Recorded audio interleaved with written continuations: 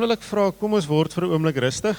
Dan sluit ons sommer die oë en dan berei ons onsself ook voor vir hierdie erediens. Ons is regtig opgewonde om na Jaco te luister en ek gaan hom nou bekendstel ook aan julle, maar kom ons word net vir 'n oomblik voor die Here stil. Dan buig ons oë of ons buig ons hoofde en bid ons so saam. Here, vanoggend is vir ons 'n spesiale oggend. Here, want ons is aan die voorpunt van ons Pinksterreeks. Here, 'n reeks waaroor ons baie opgewonde is, want dit spreek so in dit waarop U besig is hierdie afgelope jaar met ons, om werklik lig te leef. Here, en ons sien regtig uit na dit wat U ook op Jaco se hart gedruk het, om met ons te kom deel, en Here, my gebed is regtig dat ons U woord sal hoor in dit. Here, deur die krag van die Gees beleef hoe U met een en elkeen van ons praat. Here, ons roep en ons stuur om werklik golwe van liefde en lig te wees in 'n wêreld in nood. Here, mag U ons nou ook hier in hierdie erediens kom voorberei. Here, mag ons onsself kom oorgee en hierdie tyd wat ons hier bymekaar is regtig net op U fokus.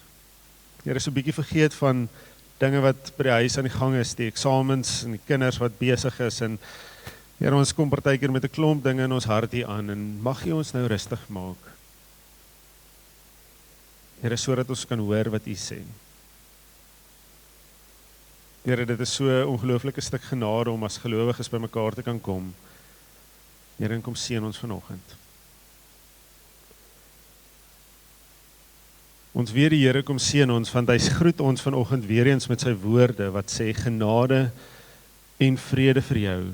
En is van God ons Vader, die Here Jesus Christus, en ons beleef dit deur die kragtige werking van die Heilige Gees.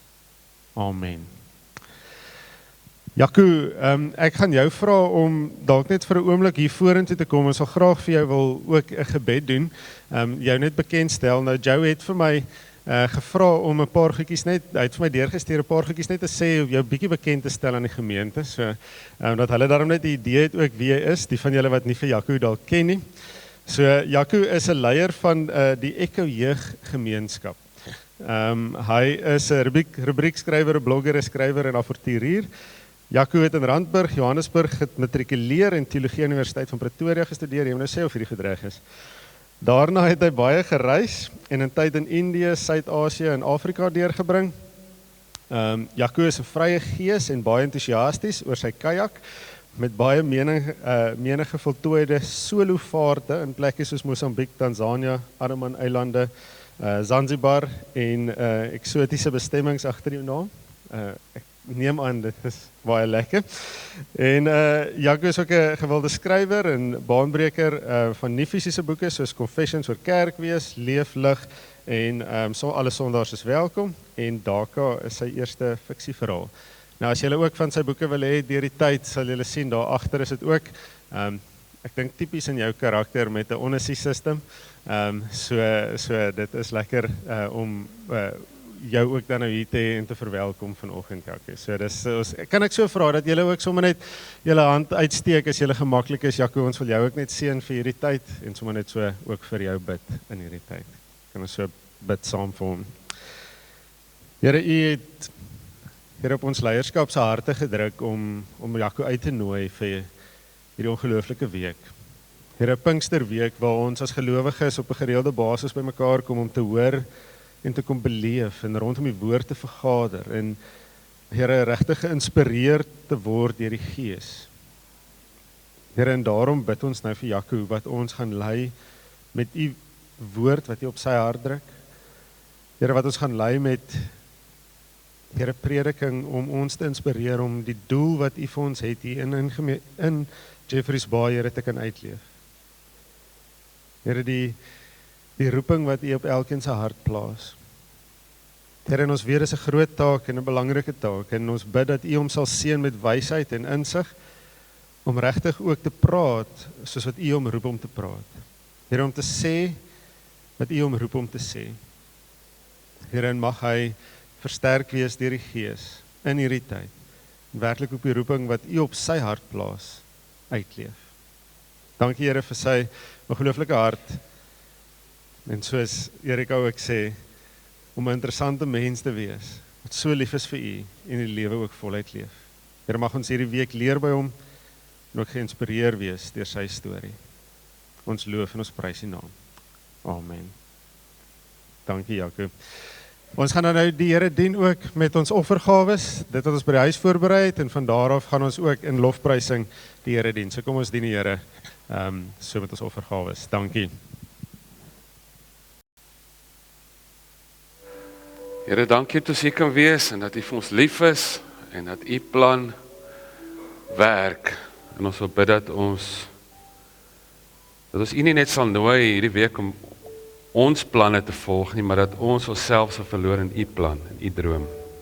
In Jesus se naam. Amen.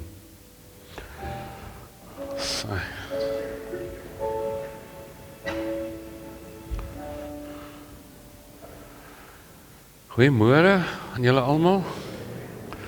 So lekker om hier te wees. Julle weet dit seker, maar die hele land, grootste deel van die land is jaloers op julle. Op so 'n mooi dorp bly. Ek sien baie uit na die tyd saam met julle. Toe ek daai foto's sien wat hulle advertensie vir die week, toe dink ek het een keer op Prieska moes ek praat by 'n ding. En toe vlieg ek na die Saterdag tot op Kimberley en ek kry 'n huurkar en nou ry ek sien toe en ek dog dat ek daar gaan kyk, hulle het so ding daar in die plakkerskamp. Hulle so 'n sending naweek. Die hele gemeente is daar en het hulle vreeslik 'n mooi projek daar op 'n sokkerveld met paviljoene en so aan. En hulle het kinderprogramme en daar's klomp goed wat daar gebeur. En die tannie sê toe vir die dominee, want ek sit toe net maar daar, nou kyk ek wat gebeur. Ek preek nou eers môreoggend. Toe sê die tannie vir die dominee glo, toe sê sy, "Haai dominee, is dan sending naweek, moet ons nie vir die boemelaar net iets gee om te eet nie." Toe sê hy, "Nee tannie, is moeilik om te glo, die ou is ons dominee vir môreoggend." So ons begin met Pinkster en ons gaan hierdie week kyk na God se gees, die uitstorting van sy gees.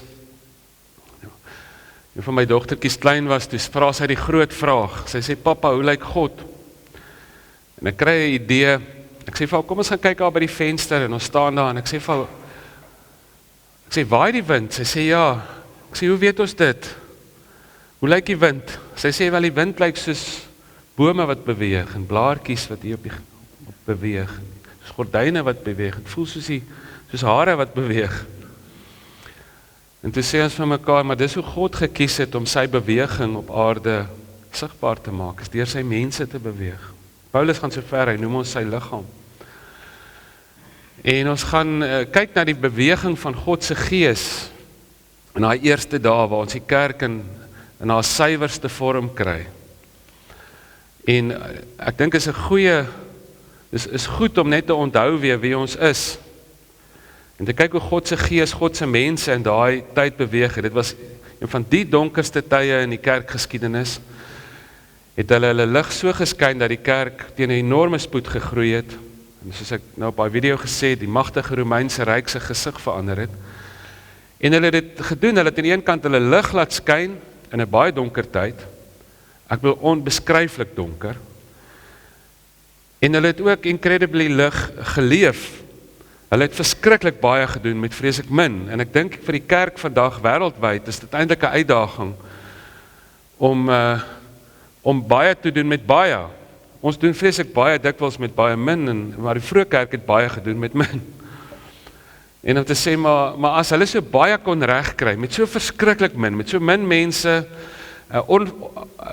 sonder vryheid van spraak, in die tyd van die vervolging onder die Romeinse ryk, wat een van die verskriklikste regerings was om onder te funksioneer. Jy kan dit nie eens probeer vergelyk met vandag nie. As hulle kon regkry, om 'n lig in so donker tyd te skyn en met so min so baie reg te kry, dan moet ons hom seker heel wat meer doen met so baie. Daar's 'n teks wat ons dalk te min oor praat, gaan môre aand iets daaroor sê, maar daar's 'n vers wat sê hulle wat baie gekry het, van hulle word meer gevra. So jy kan sê, ja, Here seën my en ek wil ryk wees of ek wil magtig wees of ek wil wat ook al, Maar dan moet jy weet, jou verantwoordelikheid neem eksponensieel toe, soos wat jy meer kry, om jou verantwoordelikheid om 'n verskil te maak, is groter. Ek gaan julle uitdaag die week om die 4 evangelies te lees, en ons gaan keer op keer kyk na Jesus. En ek dink goed trek partykeer skeef, bloot omdat Jesus al hoe meer op die kantlyn funksioneer. Hy is in die middel van ons liedjies en van ons belydenis, maar hy is dikwels redelik op die kantlyn as dit by ons begrotings en ons kalenders kom, by ons daaglikse lewe. En om Jesus net weer in die kern te sit van alles, te sê, maar kom ons leer by hom. En as jy die 4 evangelies lees, en ek dink elke Christen moet dit eintlik elke jaar doen, of ten minste die Markus evangelie, wat die kortste en die oudste evangelie is, Lukas en Matteus en van die ander, het Markus gebruik as 'n bron. Of ten minste die kern van Jesus se lering, Matteus 5, 6 en 7, om net te sê, maar ek wil net weer op Jesus self fokus, en daai rou, ongetemde, wille Jesus sonder die soet godsdienstsousie, om hom net weer toe te laat, om jou amper half te ontstel, en jou oë oop te maak, en my en jou te laat wakker skrik, om te sê, maar as ons geloofslewe met ons teen hom meet, op in ons kerk wees, ons gaan dit probeer doen, en om te vra, maar waar lê die klem? Ek dink goeie teologie beteken aan die een kant om te probeer om die Bybel so te lees, dat ons die konteks verstaan, en dat ons verstaan hoe die eerste lesers dit gelees het. Maar ek dink vir 'n volgeling van Jesus, vir 'n Christen, is goeie teologie, is ook om die klem, of veral in die eerste plek, om die klem te plaas, waar Jesus die klem geplaas het. Om te sê, maar die goed wat hy gesê het, die heel belangrikste, moet die heel belangrikste wees. Weet, as ek nou iemand van die pad af wil lei, dan vat jy nie 'n onbelangrike ding, en jy maak dit die heel belangrikste, want dit sal te blaatant wees. Jy sal nie wegkom daarmee nie. So wat jy doen is, jy maak net eenvoudige minder belangrike ding die heel belangrikste. Dis belangrik dat die heel belangrikste ding, die belangrikste is, dat jy van daai punt, die punt van waaraf jy kyk, van waaraf jy redeneer, bepaal op die einde hoe jy kyk, en wat jy sien, en wat 'n vraag jy vra, en waarmee jy besig is. En ek glo dit met Jesus self wees, en die goed wat hy beklemtoon het. En een van die maniere waarop Jesus en die evangelieskrywers, Matteus, Markus, Lukas en Johannes beklemtoon het, was deur herhaling. So as jy iets sien wat oor en oor gebeur, dan weet jy, hierdie ding word baie sterk beklemtoon. En ons is ook so met ons kinders, as daar nou 'n belangrike ding is, jy weet, jy is bang jy hond gaan, jy gaan op vakansie, die kind bly by die huis, om die huis op te pas, dan gaan jy 10 keer sê, onthou net om die hond kos te gee, jy weet. En jy is partykeer 'n tiener sal sê, ek sal so moeg vir my ma wat so herhaal, maar dis daai belangrike ding, wat jy vreeslik herhaal, jy is bang jy hond gaan doodgaan, die kind om die kos gee, wat ook al. Een van die goed wat ons sien, een van die trends, die lyne, dwars deur die 4 evangelies, is dat Jesus konsekwent meer gepraat het oor hoe ons moet lewe, as bloot net oor wat ons moet glo, of hoe ons moet glo. Daar was hierdie baie sterk klem op lewe, op doen, op aksie neem. Jy weet, dit is, Jesus sê nie, ek was honger, en julle het vir my gepreek, en ek was 'n vreemdeling, en julle het debat gehou, goeie teologie gehad oor vreemdelinge, wat ook al. Hy sê, ek was honger, julle het my iets gegee om te eet. Ek was dors, julle het my iets gegee om te drink. Ek was 'n vreemdeling, julle het my gehuisves. Ek was in die tronk, julle het my besoek. Ons het daai storie van die 2 broers, een sê die regte ding vir sy pa, maar hy doen dit nie. Die ander ou doen nie sê die verkeerde ding, maar hy doen die regte ding. En oor, dwars deur die evangelies, kry jy die idee dat 'n boom word aan sy vrugte geken. En daai mees basiese goed raak te leef. So ons gaan praat oor hierdie 5 gewoontes, doen dinge, goed wat die vroeë kerk gedoen het, en wat ek glo in die hart van die Christen lewe is. As ons nie net vra, weet die wêreld vra, voor hulle vra, wat glo 'n Christen, wil hulle weet hoe lyk 'n Christen.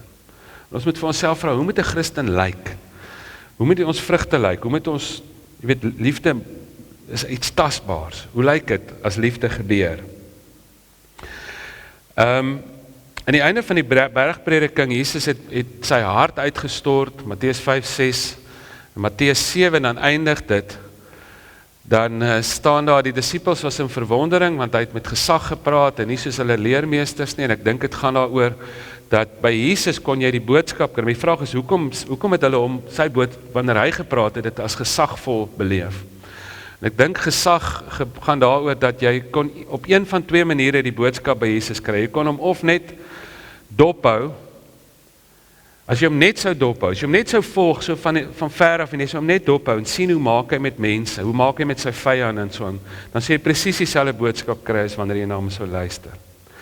En dan, net daarna, dan staan dit, en dis waarmee die bergprediking afsluit, dan staan daar, die storms kom, en die een huis is op sand gebou, en die ander huis is op rots gebou, dit is 'n gegewe dat die storms kom, en dit was ook so, die val van Jerusalem het gebeur, die groot vervolging het uitgebreek, so hierdie ouens het voor 'n enorme storm te staan gekom, en Jesus het vir die vroeë kerk gesê, die storms kom, dis 'n gegewe, die een huis bly staan, die ander een val, en die verskil tussen die een wat staande bly in die storm en die een wat val, is die een ou het net gehoor, en die ander ou het gehoor en gedoen. So as jy die klem op doen, so ons gaan op hierdie 5 doen dinge, gewoontes van die volgeling van Jesus fokus, en ons gaan mekaar uitdaag om te sê, kom ons leef net weer die basics reg. Jy kan so flashy wees, of wat ook al as wat jy wil, maar as jy nie die basics reg kry nie, dan help dit ook maar min. Dan werk dit nie. Jy kan vreeslike goeie kennis hê, jy kan vreeslike mooi idees hê, en jouself baie goed organiseer, as jy nou maar gemeentes hier in die land, of wat ook al, ons kan 'n klomp flashy mooi goed reg kry. Maar as ons nie die basics raakleef nie, dan help dit eintlik baie min. Ons krag lê eintlik in die, ou sê eintlik maturity is mastering the basics, is wanneer ons, weet as 'n rugby spannetjie, sê nou jy rig 'n rugby span daar by die laerskool af, en hulle speel sleg, dan gaan jy mos nou nie vir hulle sê, nou die derde wedstryd verloor, dan gaan jy vir hulle sê, hoorie, nou kom ons begin met skære, en ons gaan allerhande, jy weet, snaakse triks en goed probeer, en jy gaan sê, jy's ouens, kan ons net terugkom na die kan julle net die balle raakvang, en agtertoe paas, en vorentoe hardloop, en so aan. En ons gaan eintlik net op hierdie 5 basiese goed fokus. Ons gaan sê, kom ons probeer die basics regkry. Suid-Afrika is nie arm aan die Christen, jy weet, aan teologie nie. Daar is Christen radiostasies, en daar is 'n boek en Bybel in elke hotelletjie en gastehuis en vakansieoord se bedkassie, en en ons ken die Bybel, en ons het goeie teologie, dink ek. Ons het al baie goeie woord ingekry. Maar ons is nogals arm aan die uitlewing van die mees basiese goed. Ek bly in die Echo gemeenskap, so ons het 'n klomp huise vir jong mense in nood. En daar so woonstelblok, ons het 'n klomp huise nou oral in die land, maar in Valeria is al 5 huise, en ek bly in so 'n woonstelletjie tussen die so in die community, dis aan die een huis vas, en dan sal ek kan letterlik omtrent almal met klippe gooi, met 'n klip raak gooi as ek goed gooi. En maar een van ons huise is langs die 'n woonstelgebou wat die gemeente het, amper so simbolies, kyk die woonstelgebou so af op die huis. Ons het 'n huis vir jong manne daar, so ons fokus veral op hoërskoolkinders wat nie 'n familie het nie, en naskoolse jong mense wat uit kindersorgprogramme kom en so aan.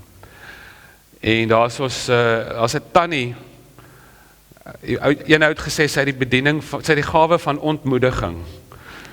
Sy loop so rond en kritiseer almal. Sy sal in die mooi gebou van julle 10 goed kry wat verkeerd is. Jy weet, sy sal iets in 'n sonsopkom sien wat nie reg is nie. En sy het regtig buitengewone gawe gehad. En ek kan nou die storie vertel, want sy is nou lankal oorlede. Dis eintlik 'n confession bietjie van my kant af ook. Maar sy sal sommer van ons huise instap en sommer net lelike goed sê, of sy sal op straat, of sy sal oral net altyd fout vind. Maar erg, jy weet. Ek was bang vir haar. En toe op 'n dag kom sy weer daar aan, en ek het nie 'n goeie dag gehad nie. Sy sê, sy noem my nogal Dominee, wat ek beteken, almal noem my nou maar net Jaco, kyk hoe lyk ek, nee. En sy sê, as sy kom maar in, sy sê, Dominee, ek wil met jou praat. Nou weet ek, hier kom nou weer moeilikheid, maar ek besluit die dag, ek gaan haar nou laat sit, dat ek nou hoor. Sy sê, die nuwe huis van julle, hierdie huis van julle hier langs die woonstelblok ontstel my. Ek dink ja, baie simbolies dat sy so neerkyk al van bo af op die kinders. Ek sê, wat is dit tannie? Sy sê, nee, dit wat my plaas, dis jy weet, daai 2 nuwe seuns wat julle in het. En ek kan nie onthou wat nie, hulle het sonder hulle hemde geloop. Sy sê, is 'n seer oog of so iets. En ek dink, hulle kon seker nie geraas het nie, want hulle is doof, die 2 kinders. Is 2 dowe Zimbabwe se kinders. Hulle is doof, hulle is vlugtelinge en hulle is nog wees ook. Ek bedoel, hoe sleg kan dit gaan? En sy gaan daar te kere. En sy sê die volgende, sy sê, dominee, en dis 'n kerk hierdie en hulle gedra hulle nie soos Christen nie, want dis tussen die winstopblok in die kerk. Sy sê, dis 'n kerk hierdie en hulle gedra hulle nie soos Christen nie. En voor ek my kan kry, toe sê ek, Tannie, dalk moet ons maar geduldig wees. Ek sê, Tannie, weet, hierdie 2 seuns is maar 3 maande hier. Ek sê, kyk hoe lank vat dit vir Tannie. Sy Tannie is al 70 jaar hier. Al die Bybelstudies, al die radiokanselprogramme, al die mooi liedjies, al die belydenisse, al die eredienste, vir alles wat ingaan. En ek het te ernstig chat met haar gehad, ek het gevoel die Here druk dit op my hart, ek het vir gesê, ek dink Tannie moet Tannie se hart reg kry met die Here. Dis Christen wees 101, dat ons nie rond sal loop wanneer daar nood is en kritiseer nie, maar dat ons eerder sal vra hoe ek kan help. Dit was wat die Fariseërs gedoen het. Hulle was experts daarin om die foute uit te wys. En as dwars deur die evangelies hierdie waarskuwing dat jy amper soos daai tweede ou in die verlore seun se storie. Dis eintlik hoekom Jesus daai hele verhaal vertel van die dit begin, dan staan daar 'n klomp ongure karakters uit agter Jesus aangekom aan Lukas 15, dan sit die verlore muntstuk en die verlore skaap en die verlore seun. En die waarskuwing is, en die Fariseërs was ontstel want hierdie ongure karakters het agter Jesus aangekom. En dan die waarskuwing aan die einde is, jy kan soos daai tweede verlore seun, die tweede seun, jy kan in jou pa se huis wees sonder om jou pa se hart te hê. Jy kan God se hart heeltemal mis. Al is jy baie godsdienstig. As jy nie lief het nie. So ons gaan vir onsself vra met alles wat ingaan, kom maar nie bietjie min uit nie. En ons gaan praat oor hierdie 5 gewoontes van 'n volgeling van Jesus en ons sien dit soos Handelinge ontvou. Die eerste een is afsondering en gebed. Die tweede een is hulle het materieel lig geleef, hulle was onselfsugtig met hulle besittings en hulle geld. Die derde een is hulle het in eenheid geleef, in community, in die vreemdste eenheid wat die antieke wêreld ooit gesien het. Die vierde een is hulle was goed vir hulle vyande. En die 5de een is hulle het omgegee vir die wêreld. 5 kern eienskappe van 'n volgeling van Jesus. En ons sien dit in die vroeë kerk oor en oor hoe hulle dit doen. En ons sien dit natuurlik by die kerkvaders daarna in die verhale hoe die na Handelinge hoe die kerk daai magtige Romeinse ryk verander het en hoe die kerk ontplof het, die groot herlewing. Sien ons hoe hulle daai 5 goed oor en oor doen. Maar ons kry dit natuurlik by Jesus self. Dis waar ons dit kry. En die eerste een dan is hulle tyd afgesonder in gebed. En dit nie net as 'n uitsondering gedoen nie, maar as 'n gewoonte. Handelinge 14 vers 1, net voor Pinkster, voor die uitstorting van die Heilige Gees, dan staan daar, hulle het Jesus sy woorde onthou en so aan, julle sal krag ontvang en my getuies wees. Maar daar staan ook, hulle het almal eensgesind volhard, Handelinge 1 vers 14, hulle het almal eensgesind volhard in die gebed, saam met 'n aantal vroue, onder wie Maria, die moeder van Jesus, sy broers was ook by. So dis Handelinge 1 vers 14. Môre en oormôre gaan ons Handelinge 2 lees en Handelinge 4 en dan soos dit aangaan, Handelinge 6, 7 en 8 en ons gaan so deur die ding werk. Hulle tyd afgesonder in gebed. En ek kan maar gaan kyk dwars deur die geskiedenis waar iemand groot impak in sy of haar tyd gemaak het. Maak nie saak watter geloofstradisie nie, daar was hierdie baie sterk klem op afsondering, dissipline, geloofsdissipline van afsondering en gebed. Van Paulus tot Sint Francis van Assisi, van Martin Luther tot Martin Luther King, dwars deur Moeder Teresa, you name it, Billy Graham, Heidi Baker, al die tradisies deur, as mense wat kragtig deur God gebruik is om 'n verandering te bring in die tyd waarin hulle geleef het, het altyd hierdie geloofsdissipline gehad. En Jesus het natuurlik dit self ook gehad. En een van die goed wat ons sien herhaal deur die evangelies is hoe Jesus tyd afgesonder het in gebed, oor en oor. Ek gaan so 'n paar lees. Dwars deur, maak nie saak watter evangelie jy lees nie, daar staan veral die sinoptiese evangelies. Lukas 4, teen dagbreek het hy uitgegaan na 'n eensaam plek toe vertrek. 4 vers 42. Lukas 6, in daardie tyd het Jesus uitgegaan na die berg toe om te bid en die hele nag in gebed deurgebring tot God. Matteus 14, nadat hy die mense weggestuur het, het hy alleen uit die berg toe gegaan om te bid, en toe dit antwoord was hy alleen daar. Hierdie ding het Jesus 'n eensaam plek, wat dikwels 'n eensaam plek, 'n lonely place genoem. Gaan plek opsoek het, tyd opsoek het om alleen in gebed saam met sy Vader te wees. En jy sien dit by die groot goed wat gebeur het. Volgens die evangelies het Jesus elke keer net na sy doop het hy vir 40 dae tyd gaan afsonder in gebed in die woestyn. Net voor hy gekruisig word, het hy wat het hy gedoen? Hy het daai nag in die tuin van Getsemane het hy gaan tyd afsonder in gebed. Die kortste vers in die Bybel sê bid gedurig en die langste psalm is 'n gebed. So dis 'n verskriklike belangrike gebedsdissipline. Een van die belangrikste goed as 'n mens dit 'n geloofsgewoonte wil maak. Ou vertel 'n storie.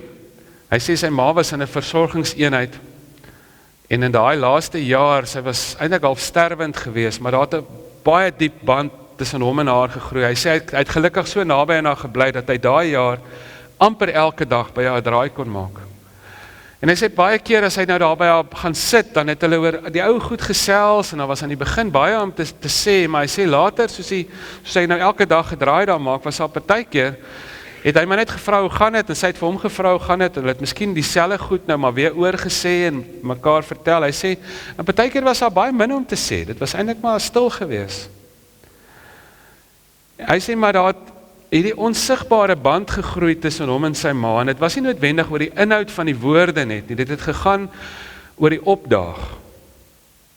Hy sê die belangrikste ding wat hy gedoen het daai jaar was om op te daag en aan te hou opdaag. En dan praat hy oor gebed en hy sê, dis ook so in ons gebedslewe. Die heel belangrikste ding is om op te daag en aan te hou opdaag. En om op te daag wanneer jy so voel, maar ook op te daag wanneer jy nie so voel nie. Want dis tog die definisie van dissipline, is om voor die tyd te besluit, dat jy die regte ding gaan doen en aanhou doen, selfs wanneer jy nie so voel nie. Ek het agtergekom, ek het daai afsondering in gebed partykeer die nodigste, wanneer ek nie so voel nie. En toe sê die belangrikste ding is om op te daag en aan te hou opdaag. Al is dit partykeer, ek voel dit leeg. Partykeer het jy regtig iets om vir die Here dankie te sê, of jy voel dit. Partykeer voel jy dit nie, maar om op te daag en aan te hou opdaag. Selfs al voel dit leeg. Hy kom sien my een keer, hy sê, Jaco, dit voel vir my of ek teen die plafon vasbid. Hy het deur 'n baie slegte ding gegaan. Het voel die fondasie onder hom uitgeruk is. Hy sê, ek kan nie meer bid nie.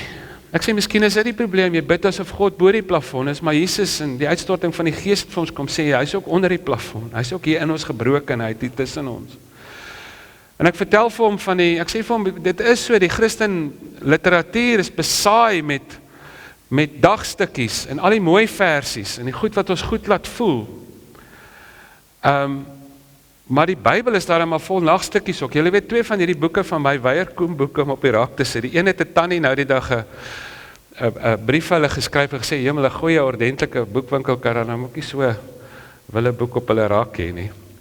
En die ander een wat actually die heel meeste verkoop het hulle tot vandag toe weier hulle, want hulle sê nee, jy weet ook hulle het 'n probleem met van die nagstukkies daarin. En maar die Bybel, as jy die Bybel 'n ouderdomsbeperking moet gee, sal dit seker, as jy 'n fliek moet maak, sal seker 2 tot 18 wees, nee. Ek wil as maar wille seks en verskriklike moord en bedrog en you name it, jy weet, dis 'n wille boek. Dis nie 'n maklike boek nie. Die Bybel is nie pretensieus soos wat die Christene partykeer is nie. Die Bybel is ongelooflik reguit en eerlik en op die man af. Spaar ons nie die onheilighede wat die heiliges gedoen het nie. En ek dink is nodig dat ons baie reguit en eerlik kan praat. En ek sê van maar daar's 'n klomp dagstukkies boeke en jy het nou van daai goed gelees, maar let's face it, die Bybel was ook vol nagstukkies. Daar was donker psalms. Nie was nie, daar is. Net partykeer dan voel jy, ek voel ek bietjie 'n depressiewe dag, ek wil net 'n psalm lees om my dag op te kikker en dan kyk jy so en dan sê, Here nee, nie daai psalm nie, dit laat my nog donkerder voel. Dawid was baie op 'n baie donker plek daar. Waar is Psalm 23? of klaagliedere, daar's 'n naam vir 'n boek, en eintlik kon prediker sekerlik die naam klaagliedere gehad het.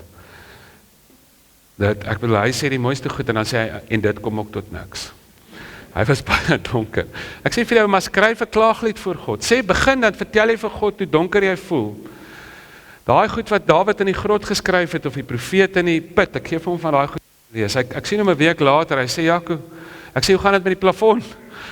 Hy sê, weet jy wat, ek was nog besig om vir God te vertel hoe ek sukkel om te bid, toe kom ek agter nou bid ek eintlik heel lekker.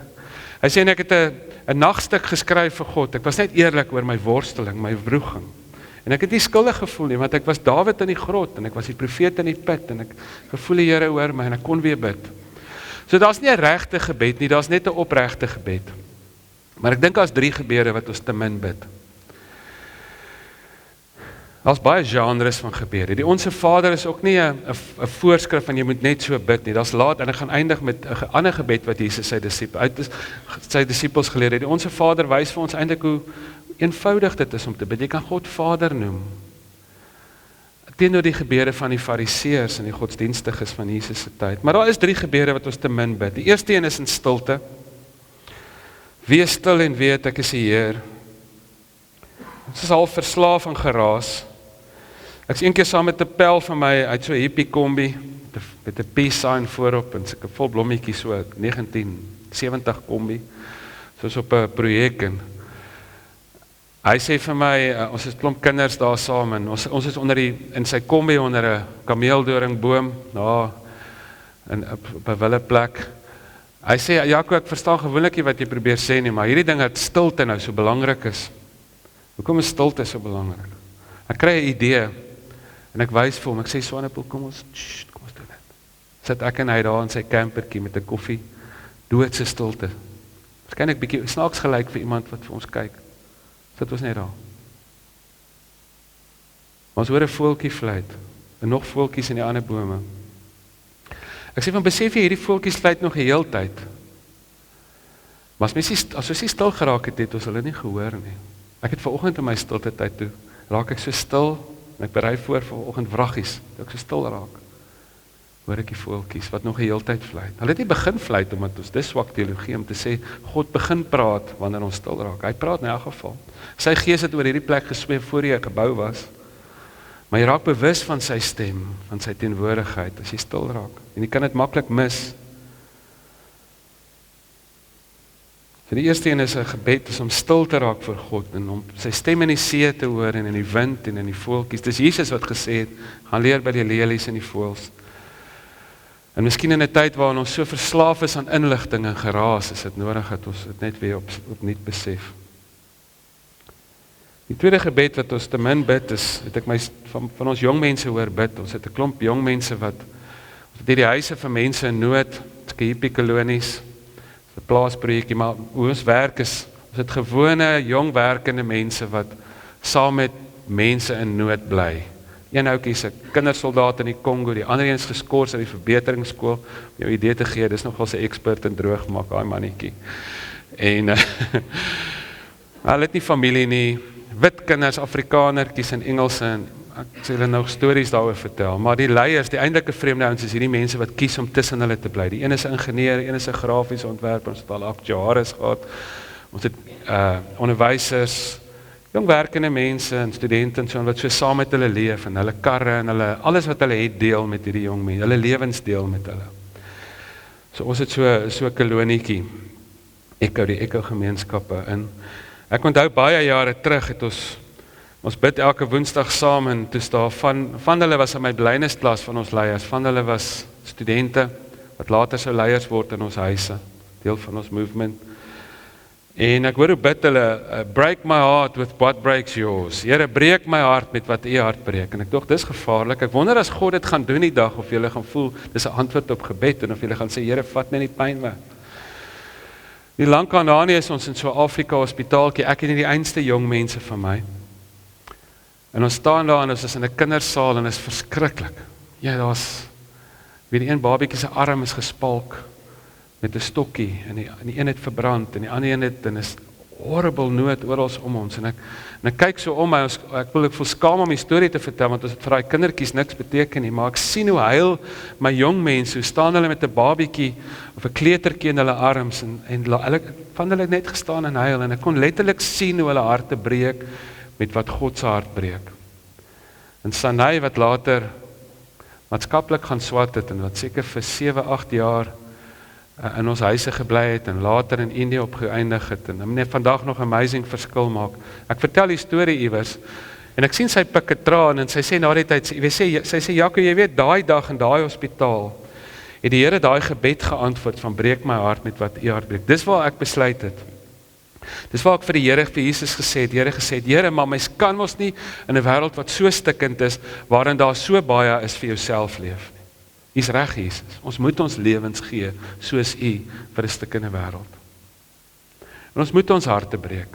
Jy weet dit vang my partykeer, dan praat ek nou oor die jong mense met wie ons werk, of die kindertjies, en dan sê haar tannie na die tyd wat kom, dan sê sy, Jaco, jy weet, my hart, sal dit nie hou nie. Dan dink ek, ja, so die ryk tannie, al van die ooste van Pretoria, jy weet, die weeskind moet nou maar swaar kry en eensaam wees, solank die ryk tannie se hart nou net nie breek nie.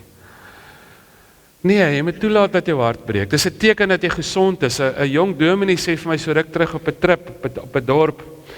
Hy sê vir my, dit ontstel hom vreeslik, hy wil bietjie met my gesels, hy ry elke dag, hy ry verby so 'n klein groepie straatkinders, hulle is so 10, 11 jaar oud, wat daar in die bos bly, en hy sien hulle, hy sê dit ontstel hom baie, maar dit is amper asof hy dit confess, asof hy dit bely, asof dit iets slegs is.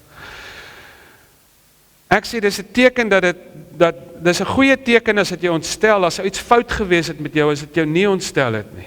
Ek sê, my gebed vir jou, en ek wil dit oor jou uitspreek, is, mag dit jou so ontstel, mag dit jou van jou kop afmaak, dat jy wat 'n leier is in 'n gemeente, met onderwysers en prokureurs, en besigheidsmense, en boere, en is al op die platteland, dat jy iets doen aan. Dit moet jou ontstel. Wat's fout met ons, as dit ons nie ontstel nie? Pink Floyd sing hy liedjie Comfortably Numb. Eendag ry ek verby 'n straatkind, en ek dink, wat het met ons gebeur, het ons sien nie meer 'n kind as ons die kind sien nie. Ons het nou, dis nou iets anders, iets wat ons net kan aftik. Ons het comfortably numb geraak, en ons moet eintlik toelaat dat God weer ons harte breek met wat sy hart breek.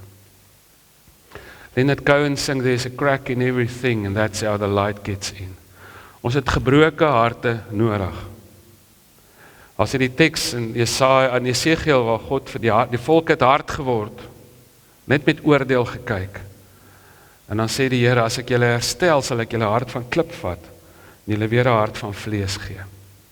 Break my heart with what breaks yours. Kom ons bid dat die Here ons harte sal breek, met wat as sy hart breek.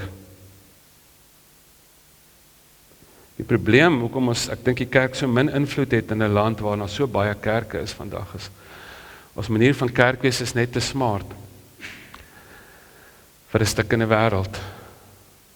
Die vroeë kerk was self baie weerloos. Jy weet, liefde, die boodskap van liefde is nie geloofwaardig as jy dit vanaf 'n afstand verkondig nie. Die geloofwaardigheid van die boodskap van liefde neem eintlik toe soos afstand afneem. Liefde is nie geloofwaardig as jy dit moet skree vanaf 'n veilige of 'n magtige plek nie. Liefde is geloofwaardig as jy so naby kom dat jy dit kan fluister.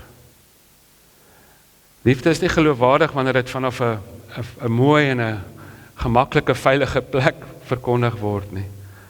Liefde, die boodskap van liefde is geloofwaardig as jy so naby kom dat die een vir wie jy sê ek het jou lief, jou kan seermaak, in Jesus se geval kon doodmaak. Dit raak geloofwaardig as ons naby kom, as ons toelaat dat ons harte breek. Dan groei empatie en is nie net skuldgevoelens wat ons dryf nie. Die laaste gebed wat ons te min bid, so die eerste een is stil word, die God se grootheid in te asem. Die tweede een is, breek my hart met wat u hart breek. Die derde een was 'n koevoet, of hy was van die spesmagte, een van daai spesmagte in die ou weermag. Toe hy tot bekering kom, is hy nogals radical vir die Here. Ek dink hy het homself gesien, hy is nou in die Here se spesmag. En hy was 'n moeilike ou half om mee saam te beweeg. Hy sou as hy nou op 'n dorp soos hierdie gebly het, dan sou sy gebed nou tipies in die oggend wees: Here, as daar iets is wat u op hierdie dorp wil doen en u kry niemand om dit te doen, u vra my, ek sal dit doen. En hy sal, as jy in 'n lift is, jy weet 'n huisbak, hoe ongemaklik dit is. Nie vir hom nie. Hy kry al die mense se aandag. Dan sê hy, hierdie huisbak gaan nou op. As jy nou die kabel breek en die huisbak gaan af, gaan jy op of gaan jy af? Dis jou saak met die Here reg. So hy sal sommer so met mense praat en so, maar hy het iets van die koninkryk van God verstaan. Hy het op 'n dorp gebly, daar was 15 besigheidsmanne wat elke Woensdag gebid het vir hulle dorp dat die Here sal ingryp. Vertel my hierdie storie. Hy sê hulle nooi hom, het gehoor van sy getuienis, hulle nooi hom om sy getuienis te vertel en om hulle te lei in gebed. En hulle het nou, hy sê ek het toe gedeel en toe die tyd word om te bid. Vra ek, waarvoor bid ons? Toe is hulle almal half eens, ons moet vir Saartjie bid. Hy sê, die Saartjie, ek het vroeër vanaand gehoor julle praat oor haar, wie sy? Hulle sê, sy is soos die sendeling op die dorp, sy is die mooiste volgeling van Jesus, sy is 'n voorbeeld vir ons almal. Sy is 'n maatskaplike werker, maar sy is baie meer as dit. Sy gee al haar geld vir die mense wat swaar kry. Sy kies om in 'n klein woonstelletjie te bly, totaal onselfsugtig te leef. Sy help die ou mense wat swaar kry, sy help die voedingsskemas, sy help die kindertjies. Sy het net die mooiste projekte hier. En haar kar is gesteel. Sê die ander, so 'n sif ou voluitjie. Jy weet, die ding was nie geassureer nie. En ons moet sommer bid vir die misdaad ook, sê die ander ou. Die Koevoet ou sê, hy sê, Jaco, jy kan nie glo nie, hulle wil sommer net bid. Toe sê ek, wow, eerste keer wat hulle gebedsbyeenkoms het, waar iemand hulle stop om te bid. Hy sê, voor ons bid, kom ek leer hulle net een les. Hy sê, as jy bid, moet jy met verwagting bid. So wat bid ons? Dat God vir haar kar uit die hemel uit issue. Hy sê, dan moet ons op sy staan. Hulle doog, hierdie het seker 'n bietjie bomskok opgedoen. Hy sê, maar ek gaan vir julle 'n gebed leer. Hy sê, is goeie nuus. Manne, goeie nuus vanaand hier. Ek gaan vir julle gebed leer. Ek beloof julle, waarborg julle die Here gaan dit antwoord. Hulle doog geseker, maar is 'n bietjie arrogant om dit te sê, nie? Hy sê, hoeveel karre het ons hier? Hy sê, tussen daai 15 besigheidsmanne, meer as 45 karre, van hulle 3 karre, van hulle 2, maar so gemiddeld, so, het se altyd saam, meer as 45 karre. Hy sê, ek gaan vir julle vandag 'n gebed leer, en ek waarborg julle die Here gaan dit antwoord. Hy quote Jakobus wat sê, julle kry nie omdat julle nie bid nie, en as julle bid, kry julle nie omdat julle net julle selfsugtige begeertes wil bevredig. Hy sê, ek gaan julle gebed leer, ons gaan nou 'n gebed bid en die Here gaan dit antwoord. Ons gaan vir die Here vra, wie moet vir Saartjie 'n kar gee? Kom ons bid saam. Hy sê, hulle het nie lank gebid nie. Toe antwoord die Here die gebed. Staan daar op, toe weet hy. Nou Saartjie is besig natuurlik aan haar woonstel, is laat die aand.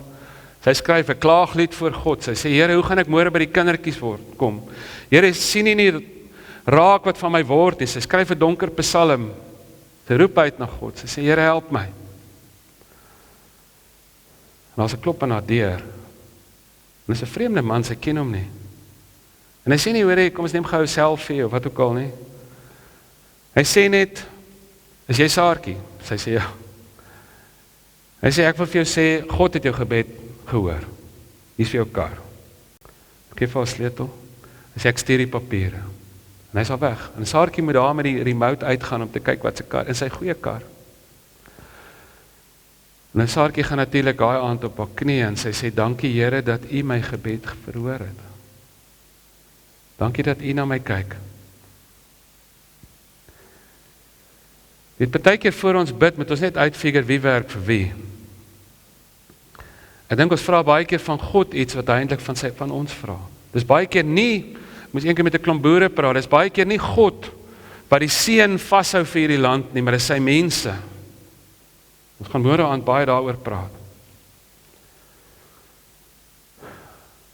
Hy het eintlik gesê, gebed is nie net 'n poging om God se wil te verander nie, dis eerder 'n poging om God se wil te leer ken. Dis om aan te meld vir diens.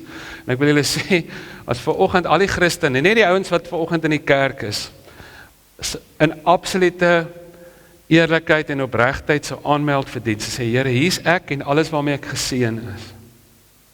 Hoe wil U my gebruik?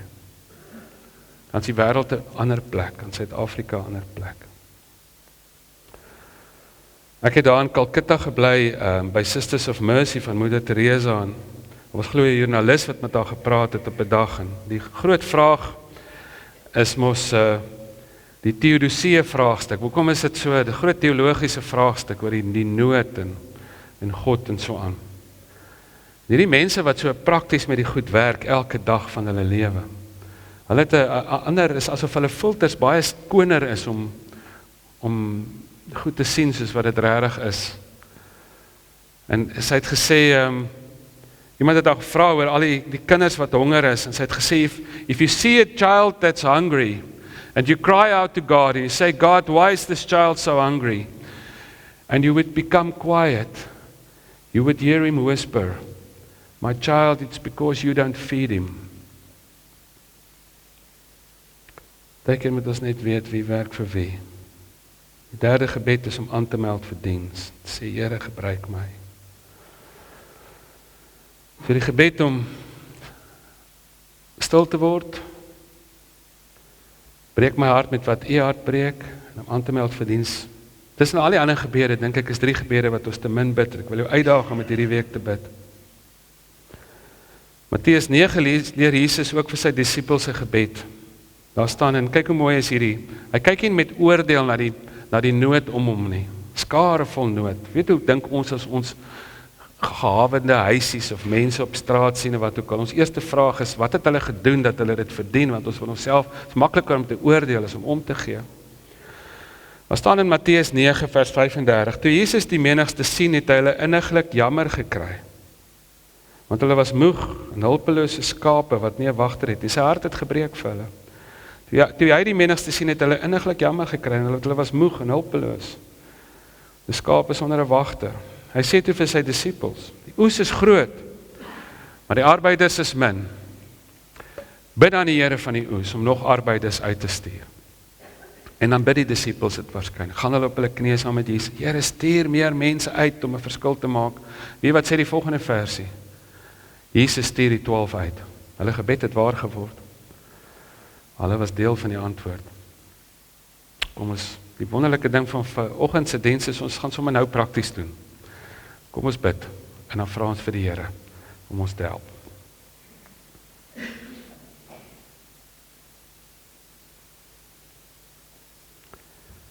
Here, dankie dat U in die woord sê, dat ons nie weet hoe om te bid nie, dat ons U kan vra, en dat die Gees ons sal leer om te bid, en ons wil bid dat U Gees, ons in meer afsondering en gebed, sal indryf, sal inwaai, sal meesleer, dat ons die teenwoordigheid nie net as uitsondering nou en dan nie, maar as 'n gewoonte in ons lewens sal opsoek. Help ons om stil te raak tussen al die geraas en al die inligting waarmee ons gebombardeer word. Here, breek ons harte met wat U hart breek, en laat daai ding wat in U hart beweeg het, wat gemaak het dat U U lewe kon gee vir 'n stuk in die wêreld, ook in ons harte beweeg. Here, ons wil kom aanmeld vir diens, en ons wil kom vra, soos U daai eerste volgelinge van U in Handelinge beweeg het, in Pinkstertyd, kom beweeg ook vir ons, Here. In Jesus se naam. Amen. Dankie. Kom ons sing saam.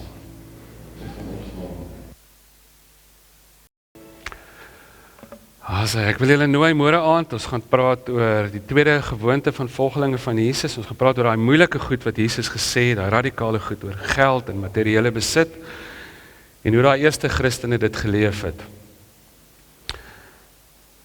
Ek nou die dag hoor ek van 'n teologiestudent wat die seun moet uitspreek by 'n baie konservatiewe NG Kerk oggenddiens. Hy het net klaar geswat in daai praktiese jaar. Toe staan hy so, toe vergeet hy die woorde. Ek kan nou dink, nou kyk al die ooms tannie so vir hom, toe sê hy, nou ja, tata hoor.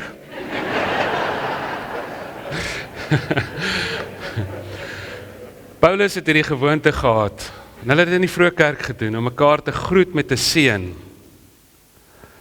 En ek wil jou ook so groet. Mag jy hierdie in Pinkstertyd beleef nie net hoe God se genade na jou toe vloei nie, maar hoe dit deur jou vloei na die wêreld toe. Die genade van ons Here Jesus Christus, die liefde van God ons Vader en die gemeenskap van sy Gees sal met jou wees en bly. Amen.